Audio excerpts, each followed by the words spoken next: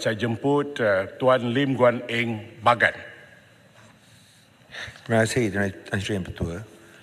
Saya juga ingin mengucapkan selamat berpuasa kepada semua ahli yang berhormat dan selamat menyambut bulan Ramadan Ahad Mubarak. Terima kasih.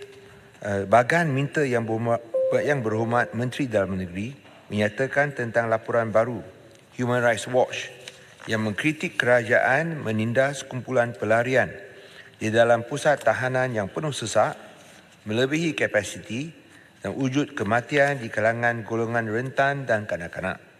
Nyatakan kedudukan sebenarnya dan bilangan kematian serta apakah rancangan dalam menanganinya. Terima kasih. Sila Menteri. Assalamualaikum warahmatullahi wabarakatuh. Tan Sri Yang Ketua, terima kasih.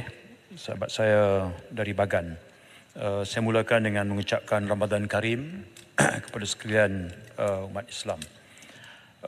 Tan Sri Yang Ketua, ada 20 depo immigration di negara kita. Kapasitinya 20,650 sehingga 7 Mac 2024 jumlah yang tinggal di depo immigration 13,635. Under capacity, jadi dakwaan Human Rights Watch punya report tertolak dengan sendirinya. Biar angka berbicara. Adakah sesak? Jawapannya tidak. Yang kedua, Bagan ingin tahu dari segi yang tinggal di dalam berapa ramai ya. Myanmar paling ramai 4,541.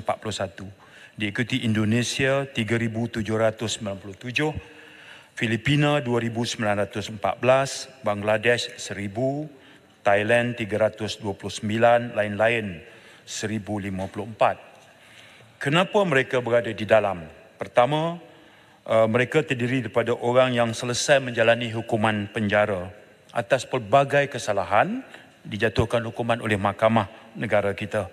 Sementara tunggu untuk diusir, Jabatan Imigresen kena berurusan dengan pejabat kedutaan asing supaya disediakan travel document atau dokumen perjalanan. Lagi cepat travel document dikeluarkan, lagi cepat kita hantar mereka balik. Yang kedua adalah mereka yang ditangkap di bawah pelbagai kesalahan akta imigresen dan akta pasport.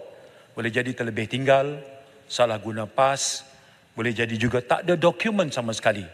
Jadi kita letak mereka di dalam untuk selesaikan siasatan, serahkan kepada Timbalan Pendakwa Raya sebelum mereka dituduh ataupun tidak. Jadi sementara proses itu berlaku, mereka kita letak di depo immigration. Ada juga pemegang kad UNHCR. Tapi mereka terdiri daripada orang yang melakukan kesalahan mengikut undang-undang. Terlibat dadah, kes rogol, kes bunuh pun ada. Kes curi rare earth di Sik Kedah pun ada. Dia curi, kemudian walaupun dia pegang kad UNHCR, dia melakukan kesalahan. Jadi kita tangkap. Baik.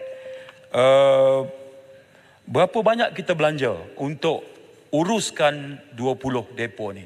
123 juta tahun lepas. Makan saja 80 juta.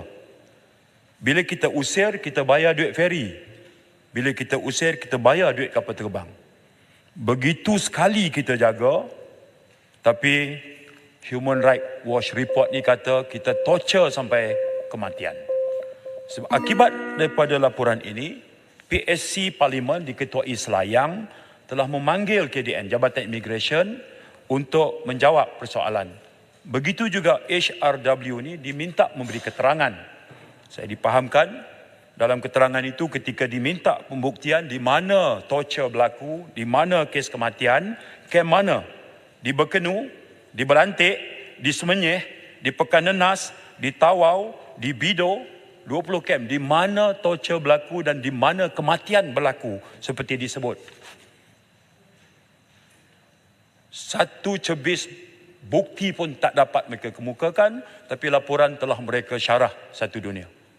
Ini hakikat yang saya kena bentangkan secara terus terang di dalam Dewan ini. Terima kasih. Sila Bagan. Saya ucapkan terima kasih kepada Yang Berhormat Menteri atas jawapan yang lengkap. Dan saya juga terkejut bila Yang Berhormat Menteri tidak ada satu kematian pun atas torture, penganiayaan yang dilakukan. Apakah tindakan yang boleh diambil oleh pihak kerajaan untuk melawani ataupun menangani tuduhan yang tidak berasas ini? Dan pada masa yang sama, saya juga ingin tahu kerana tempoh tahanan berapa lama, yang paling lama berapa dan secara purata berapa lama. Dan akhirnya, kerana isu pelarian adalah satu isu yang besar di kalangan masyarakat tempatan. Contohnya dalam kawasan saya, Bagan, ada kawasan kampung pelarian Rohingya, di mana orang-orang kampung begitu tidak puas hati sekali. Sampai saya rasa pun ada dengar, sampai masjid pun mereka tak boleh dengar. Itu tak berapa betul lah, pun dihalang. Tapi akhirnya diselesaikan dengan baik.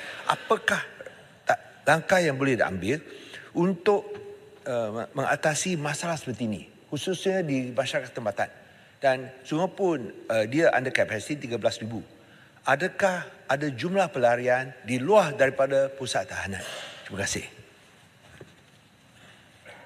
Terima kasih Tuan Dipertua. Kita sedia maklum, kita Malaysia bukan negara anggota konvensyen mengenai status pelarian. We are not signatory to it. Tapi keberadaan UNHCR di negara kita adalah satu badan antarabangsa yang membuat pendaftaran berkenaan dengan pelarian. Ya. Jadi UNHCR melaporkan mereka telah mendaftar hampir 189,000. Kementerian Dalam Negeri, kami juga ada usaha membuat pendaftaran. Tapi kami hanya dapat mengumpul sekitar 40,000. Kerana itu, data pelarian ini dia tidak menampakkan jurang yang besar. Jadi apa langkah kita? Pertama, Kementerian Dalam Negeri engage dengan UNHCR. Kita kata lebih baik kita adakan perkongsian data, kita silang semak, kemudian daripada situ barulah kita boleh meneruskan usaha untuk menangani isu pelarian ini. Itu isu pelarian, ya. Soalan asal adalah tentang depo. Okay? Dan hari ini pun kerjasama kita dengan UNHCR sangat akrab. Ya.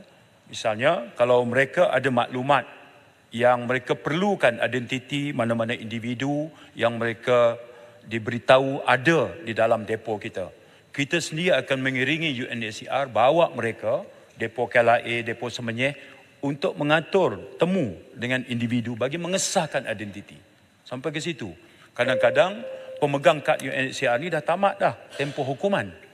Jadi dia tak ada tempat, jadi kita letak di depo. Tapi UNHCR menulis kepada kita mohon pembebasan. Kita akan bebaskan mereka. Sebab tugas UNHCR adalah mendaftar pelarian, kemudian mencari negara ketiga. Mereka tak boleh berlama-lama di sini. Untuk makluman Bagan, tahun lepas saja, di depo imigresen ni kita telah pun hantar balik ke negara mereka seramai 41,658. Kita dah hantar balik. Tapi semakin kita hantar, ada juga yang masuk balik melalui operasi-operasi kita. Tapi apakah kesesakan? Jawapannya tidak. Ya, kita sebuah negara yang betul-betul mengikut undang-undang, menjalankan tindakan berdasar pada sifat ihsan dan kemanusiaan. Makan 5 kali sehari Bagan, untuk makluman. Dan kita belanja 80 juta and those are taxpayers money. And yet laporan macam ini keluar mengatakan torture sampai mati. Ini sangat tidak bertanggungjawab. Saya sendiri telah menjemput mereka verbally. Saya akan mengutus surat untuk mereka tampilkan bukti kepada saya. Mungkin mereka ada reservation untuk bentang pada PSC, tapi saya akan segera untuk ambil tindakan. Yang penting adalah memberi penjelasan. Saya ucap terima kasih kerana PSC juga memberi ruang kepada immigration untuk melakukan rebuttals dan kami akan memberikan kerjasama dengan harapan bahawa versi yang lebih kredibel ini daripada kami akan dapat diwar-warkan bagi menetraliskan semua tuduhan ini. Terima kasih. Tahanan. Ya, Ketere. Terima kasih.